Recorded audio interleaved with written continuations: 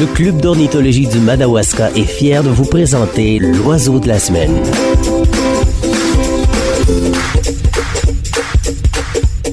Bonjour, je suis Francine Bérubé du Club d'ornithologie du Madawaska.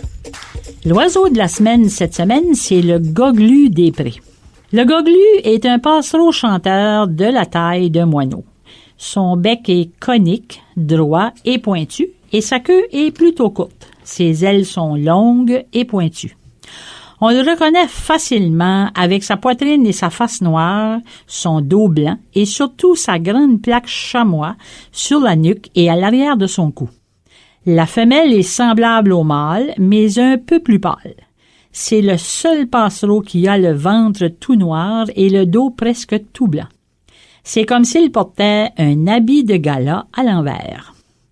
On peut le voir dans les campagnes et dans les champs, où il fait son nid partout au Canada et aux États-Unis.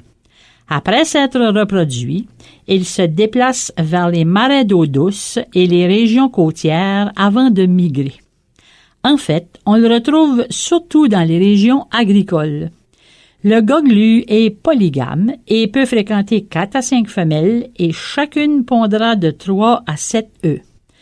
La femelle aura l'aide de mâles et de femelles issus d'unions précédentes pour nourrir les oisillons. Son bec conique lui permet d'extraire les graines et de fouiller le sol pour trouver de petites céréales et des insectes. Il se nourrit en marchant sur le sol. Son chant est mélodieux et Arthur Cleveland Bent a dit que son chant est comme un délire pétillant de musique extatique. Écoutons-le bien.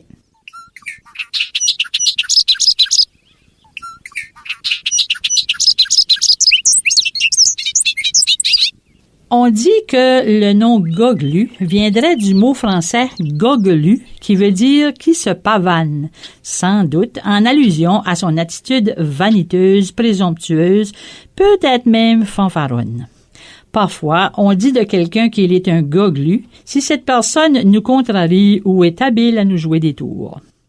C'est un des oiseaux qui a la plus longue migration au monde, soit plus de 20 000 kilomètres aller-retour entre le sud de l'Amérique du Sud et le Canada.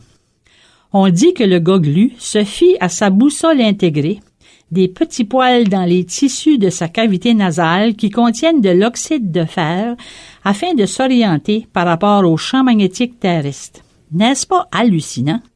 Le goglu est en déclin en raison de la disparition des prairies qui lui servent d'habitat. Cette perte d'habitat et l'utilisation de pesticides constituent les principales menaces pour le goglu. La durée de vie du goglu des prés est d'environ 9 ans. Pour réécouter cette capsule, rendez-vous sur la page Facebook du Club d'ornithologie du Madawaska.